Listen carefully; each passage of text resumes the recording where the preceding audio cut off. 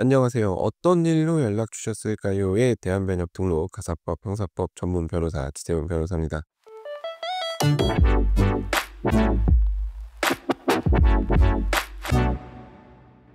주말에 열심히 인터넷을 하는데 소송과 관련된 글이 몇 개 보이더라고요. 사실 제가 커뮤니티 눈팅하는 게 제 도파민을 채우기 위해서가 아니고 그 트렌드에 따라가기 위해서 제가 커뮤니티 눈팅을 합니다. 핑계가 아니고 진짜로 커뮤니티 눈팅을 좀 해야 요즘 다들 어떤 생각을 하시는지 알고 있어야 제가 상담하기가 더 수월하기 때문에 그 상담받으러 오셨는데 변호사가 되게 현실을 모른다는 생각이 들면 안 되잖아요.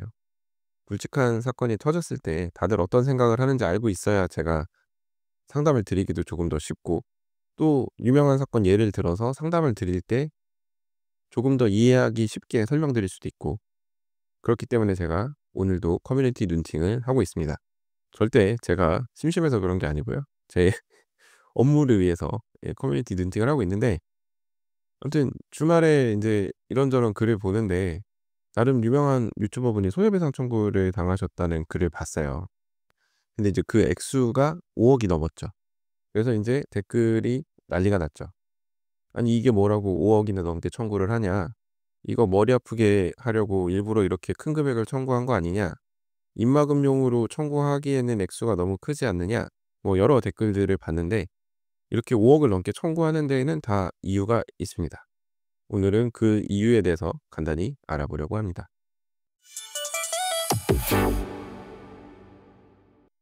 민사소송에 있어서 손해를 당장 산정하기 어려운 사건들이 있어요.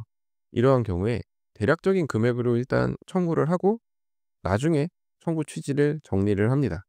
그러니까 한 번 청구한 금액이 고정이 되는 게 아니고 소송 진행 과정에서 청구 금액을 늘릴 수 있습니다. 간혹 소장 받고 상담받으러 오시는 분들 중에 상대방이 3천만 원 조금 넘게 청구했는데 "이 정도 금액은 제가 줄 의사가 있습니다."라고 말씀하시는 분들이 계세요. 근데 소장 내용을 자세히 보시면 "청구 금액의 일부만 일단 청구를 한 거다. 나중에 청구 취지를 확정하겠다." 이런 내용이 기재되어 있어요 보통은. 그러면 "아니 그러면 어차피 확정할 거면 굳이 3천만 원 살짝 넘는 금액이어야 될 이유가 있을까?"라고 생각을 하시는데요. 이것은 재판의 사물관할과 관련이 있습니다. 그러니까 사물관할이란 개념부터 간단히 짚고 넘어가면 소송 가액에 따라서 담당하는 재판부를 달리 두는 것이죠. 흔히들 얘기하는 이제 소액사건. 소액사건 같은 경우는 3천만 원 이하가 소액사건입니다. 그래서 소가가 청구하는 금액이 3천만 원 이하면 소액단독 재판부에 일단 배당이 되고요.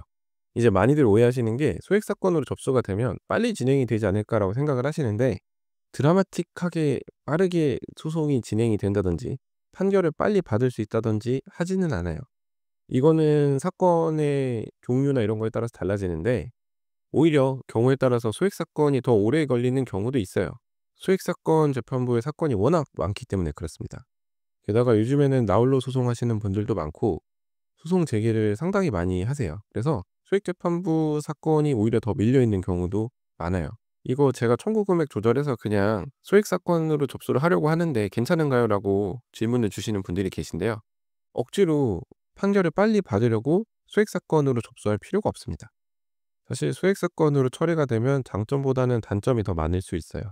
그렇다고 청구 금액을 억지로 늘리는 건 당연히 좋지는 않지만 애매한 경계선에 걸려 있고 조금 더 주장해 볼 여지가 있으면 소액 사건을 피하는 것이 차라리 낫습니다. 근데 이거는 변호사를 선임했을 때 얘기고요. 또 혼자서 소송을 진행하시겠다라고 하면은 또 소액 사건이 나은 측면이 분명히 있거든요. 그러니까 이걸 어떻게 하실지는 사실 제대로 상담을 받아 보시는 게 좋아요. 무조건 단독 사건으로 가는 게 낫다. 혹은 무조건 소액 사건이 낫다. 이렇게 말씀드릴 수는 없을 것 같아요. 자, 이제 3천만 원 초과 5억 원 이하 사건인 경우에는 단독 재판부에서 사건을 맡습니다. 이게 원래 기준이 2억 이었는데 5억 으로 상향이 됐어요. 상향된 지도 조금 됐거든요. 이게 2억 은 사실 큰 돈인데 또 소송을 하다 보면 2억이 넘는 사건이 상당히 많아요. 이제 그러다 보니까 합의부 규모에 비해서 사건이 많아졌고 그러다 보면 소송이 밀리니까 인제 사물 관할을 조절을 해서 5억이 넘는 사건에 대해서만 합의부가 담당하도록 바뀌었는데 이 5억이라는 금액 좀 익숙하지 않으신가요? 아까 처음 들으셨던 그 5 억이 맞습니다. 그러니까 인제 합의부가 사건을 담당할 수 있게 5 억이 넘게 일부러 청구를 하는 거예요. 단순히 금액을 키워 가지고 상대방으로부터 돈을 더 받기 위해서 혹은 협상하기 위해서 5억 이상의 금액을 청구하는 것이 아니라 합의부의 심리를 받기 위해서 5 억이 넘는 금액으로 청구를 하는 거죠. 이게 어쨌든 어느 정도 주목을 받고 하는 사건의 경우에는 일단 합의부에서 판단을 받으려고 합니다. 그래서 일단 어찌 됐건 애매한 사건인 경우에는 5 억이 넘는 금액을 청구하고 보는 거예요. 이제 상간자 소송의 경우도 그렇습니다. 상간자 소송을 진행할 때 3,000,000원 살짝 넘게 보통 청구를 해요. 일반적으로 상간자 소송에서 인정되는 금액은 3,000,000원 혹은 그 이하입니다. 그래서 만약 이혼을 하지 않고 상간자 상대로만 책임을 묻는 경우에 굳이 3,000,000원 넘는 금액으로 청구를 해야 되나, 어차피 인정되는 금액이 3,000,000원이 안 된다면 '적당히 청구하는 게 낫지 않은가.'라고 생각하실 수 있는데, 3,000,000원이 넘는 금액을 일단 적어서 청구를 하는 이유는 소액 사건으로 빠지지 않게 하기 위해서예요. 이게 소액 사건이라고 해서 심리를 대충 하거나 하지 않습니다. 다만 소액 사건의 경우에는 판결문에 이유가 기재되지 않거나 혹은 기재되더라도 간략하게 기재되는 경우가 있어요. 많은 분들이 인제 상간자 소송을 제기하는 이유는 단순히 돈을 받기 위해서만이 아닙니다. 돈 받자고 소송 제기하시면 나중에 진짜 '이거 변호사 좋은 일만 시켜 줬네.'라고 생각하실 수도 있어요. 이제 상간자 소송을 제기하는 이유는 크게 두 가지죠. 일단은 상대방으로부터 어쨌든 손해배상을 받고, 그리고 판결문을 통해서 상대방이 불법 행위를 했다는 사실, 부정행위를 했다는 사실을 명확히 남기고 싶어서예요. 근데 인제 이거를 소액 사건으로 진행을 하면 사건명은 부정행위 뭐 이런 게 아니잖아요. 불륜 이런 게 사건명이 아니라 그냥 손해배상, 기타 이렇게 사건명이 정해지는데, 누구는 누구에게 뭐 얼마를 지급하라, 그리고 이거는 소액 사건이라서 이유를 기재하지 않는다, 이렇게 판결문이 나와 버리면 이게 뭔가 하실 수 있는 거죠. 내가 받고 싶어 하는 판결문은 단순히 위자료 금액이 기재된 게 아니라 상대방이 구체적인 부정행위 했다는 점에 대해서 내가 주장을 했고, 판사님이, 재판부가 그 주장을 받아들여 가지고 판결문에 부정행위 사실을 기재하기를 원해서 소송을 제기를 한 건데, 소액 사건으로 이거를 제기를 하게 되면 정말 돈만 기재가 되는, 금액만 기재가 되는 그런 상황이 벌어질 수 있죠. 그래서 3,000,000원이 넘는 금액으로 보통 상간자 소송의 경우에는 청구를 합니다. 자, 근데 인제 아까 처음에 말씀드렸죠. 재판을 하는 도중에 청구 금액을 늘릴 수 있죠. 그러니까 청구 취지를 확장할 수가 있어요. 그러면 예를 들어서 3,000,000원 이하로 일단 손해배상 청구를 했는데, 이게 인제 뭐 다투고 어쩌고 하다 보니까 청구 금액이 늘어나서 3,000,000원이 넘어갔다. 이런 경우에는 어떻게 되느냐 궁금하실 수 있는데요. 이때는 단독 재판부로, 소액 단독이 아니라 일반 단독 재판부로 사건이 넘어가게 됩니다. 사건 번호도 가소에서 가단으로 바뀌고요. 근데 인제 이 과정에서 시간이 걸려요.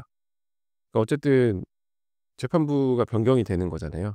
그러면 이 넘어가는 데 시간이 걸리고 또 인제 변경된 재판부에서 일정을 잡아야 되는데, 그 새롭게 인제 넘어온 사건은 일정이 그렇게 바로 잡히지 않아요. 그러면 이제 또 기다리셔야 되는 거죠. 그래서 이거를 역이용하는 경우가 있어요. 사실 별로 좋지 못한 전략인데, 그냥 적당히 소송 제기했다가 결정적인 시점에 이거를 청구 취지를 확장을 해 가지고 다른 재판부로 사건이 넘어가게 하는 거죠. 이거는 인제 보통 소제기의 목적이 다른 데 있는 경우죠. 오로지 상대방을 좀 괴롭히고 싶은 경우에 이런 식의 소송을 하는 경우가 있습니다. 좋지 못한 것이라고 생각은 하는데, 아무튼 이 청구 금액을 확장을 해서 재판부가 바뀌게 되면 그만큼 시간이 오래 걸린다는 얘기예요. 그래서 만약에 소송을 정말 빨리 잘 끝내고 싶으시면 이런 것도 다 고려해서 소송을 제기를 하셔야 됩니다. 마냥 소송이 늘어질 수 있어요, 정말. 그리고 이제 소가가 큰 경우에는, 비교적 큰 경우에는 이게 지연이자가 붙기 마련인데, 이게 불법행위 손해배상 같은 경우에는 기본적으로 인제 사고 발생일로부터 연 5%의 지연이자를 붙여서 청구를 하거든요. 그런데 인제 이게 소송이 길어지면 길어질수록 이 기간이 길어지는 거예요. 이게 치열하게 다투는 입장에서는 일부 변제를 하지 않고 일단은 판결 날 때까지 기다리는 경우가 많아요. 그러면은 인제 그 기간 동안 어쨌든 이자가 계속 발생을 하니까 소송이 길어지면 이러한 점도 사실은 좋지 않죠. 근데 이제 이거를 간혹 악용하려고 하는 경우가 종종 있는 것 같아요. 그냥 제 느낌일 수도 있는데 정말 아무 생각 없이 소송을 진행을 해서 그런 결과가 나왔을 수도 있고, 아니면 진짜 소송을 지연시켜 가지고 상대방을 괴롭히든 아니면 지연 이자를 최대한 많이 발생을 시키는 걸 의도를 했든 이 청구 금액을 나중에 확장시켜 가지고 이송이 되고 이런 과정에서 상당히 시간이 지연이 된다. 이런 말씀을 또 드립니다. 경험상 수익재판부에서 재판을 한다고 해서 정말 실체적 진실에 어긋나는 억울한 판결이 내려진다든지 심리가 대충 이루어진다든지 이렇지는 않은 것 같아요. 오히려 인제 본인 근처에 지방법원이 없는 경우, 예를 들어서 용인시법원이나 오산시법원이 가까운 경우에는 무리해서 단독 사건으로 사건을 접수할 필요가 없어요.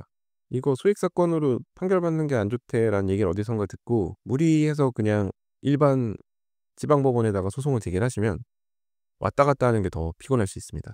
그래서 소송 가액을 얼마로 설정하고 어느 법원에다 소송을 제기를 해서 전략적으로 어떻게 판결을 받을지는 생각보다 복잡한 문제입니다. 이것저것 생각을 하고 고려를 하고 소제기를 해야 되는데, 이게 또 인제 변호사 도움을 받고 안 받고도 분명 고려할 부분이 있고, 그래서 인제 얼마를 청구해야 될지 애매한 상황에 놓이셨다라고 하면 상담을 받아 보셔야죠. 누구한테? 예, 저한테 상담을 받아 보시면 제가 깔끔하게 정리를 해 드리겠습니다. 제가 소액 사건도 상당히 많이 했어 가지고 어떤 게 장점이고 어떤 게 단점인지 충분히 이해를 하고 있거든요. 그리고 또 괜히 단독 사건 재판부에 사건 접수하시겠다고 무리해서 청구 가액을 높게, 속가를 높게 산정해서 청구를 하면 경우에 따라서 소송 사기 또 이런 게 문제될 수 있어요. 그러니까 "청구 금액을 잘 설정을 하셔야 된다. 애매할 때는 상담을 받아 보셔라." 이렇게 말씀을 한번 드려 봅니다. 자, 오늘 제가 준비한 얘기는 여기까지이고요. 오늘도 끝까지 들어 주셔서 감사합니다. 자, 다음 에피소드에서는 더 흥미롭고 유익하고 현실적인 그런 법률 이야기로 찾아뵙도록 하겠습니다. 이상 대한변협 등록 가사법 형사법 전문 변호사 지태훈 변호사였습니다. 감사합니다.